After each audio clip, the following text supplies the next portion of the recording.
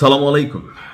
আমি এবারের নির্বাচনে দুইজন প্রার্থীর পক্ষে আমার প্রচারণা চালিয়েছিলাম। একজন হচ্ছে তাসনিম জারা, আরেকজন হচ্ছে ব্যারিস্টার রুমিন ফারহানা।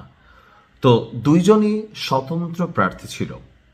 তবে আমি প্রথম থেকে বলেছি যে বিএনপির যে প্রথিতযশা রাজনীতিবিদ আছে, যাদেরকে দল মতের বাহিরে গিয়ে মানুষ শ্রদ্ধা করে, তাদের মধ্যে ব্যারিস্টার রুমিন ফারহানা তিনি অন্যতম। একটি উদারপন্থী, হয়তো সহিংস মেন্টালিটির না, অথবা কূট রাজনীতি তিনি পছন্দ করেন না। কিন্তু সবাইকে অবাক করে দিয়ে যখন রুমিন ফারহানা তিনি বিএনপির মনোনয়ন পেলেন না, পুরো সিস্টেমের মধ্যে একটা ঝড় উঠল। কেউ বলল যে বিএনপি এটা ভুল সিদ্ধান্ত ছিল।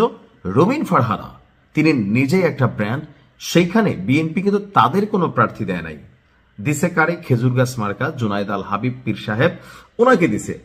তখনই আমি বলছিলাম যে রুমিন ফারহানা তিনি পাশ করবেন। বিএনপির এই সিদ্ধান্তটা হয়তো জোটের কারণে সেখানে রুমিন ফারহানাকে বলে দিতে হয়েছে। পরবর্তী সময় তিনি বহিষ্কারও হয়েছেন দলের বিভিন্ন জায়গা থেকে। যাই হোক, তো রুমিন ফারহানার কপালে কি আছে? ব্রাহ্মণবাড়িয়া ২ আসনটি সরাইল, আশুগঞ্জ এবং বিজয়নগর, এই তিনটি অংশ নিয়ে এখানে স্বতন্ত্র প্রার্থী হিসেবে নির্বাচন করেছেন রুমিন ফারহানা। তো ১৫১টি কেন্দ্রের মধ্যে সর্বশেষ যতটুকু আমরা রেজাল্ট দেখছি, এখানে তিনি আপনার নিকটতম প্রতিদ্বন্দ্বী বিএনপি জোটের প্রার্থী জমিয়তে উলামা বাংলাদেশ কেন্দ্রীয় কমিটির সহসভাপতি মাওলানা জুনায়েদ আল হাবিব থেকে ৩ থেকে ১২,০০০। এখন অনেকগুলো কেন্দ্রের ফলাফল আসছে, কোনোটার মধ্যে জুনায়েদ আল হাবিব একটু বেশি পেয়েছে। তবে টোটাল আমি যতটুকু দেখছি যে এই পর্যন্ত ধরেন 30% কেন্দ্রের রেজাল্ট আসছে। এখানে ভোটের ব্যবধান প্রায় ৪,৫০০। আর সামনে এই সংখ্যাটা বাড়বে। রুমিন ফারহানাদের সংসদে দরকার আছে ভাই, আপনি যে যাই বলেন। তবে আমার মনে হয় যদি বিএনপি এই আসনে এই জোটের খেলাটা থেকে বের হয়ে আসা রুমিন ফারহানাকে দিত, বিষয়টা একটু দৃষ্টিনন্দন হইতো। তবে যেটা হয়েছে এটা কি খারাপ হয়েছে? না। রুমিন ফারহানা তিনি একাধারে সমালোচক, একজন কড়া সমালোচক, কিন্তু পাশাপাশি তিনি নিজে একজন ব্যারিস্টার। তার নিজস্ব একটা ফ্যান বেস আছে, পারিবারিক একটা রাজনীতির ঐতিহ্য আছে।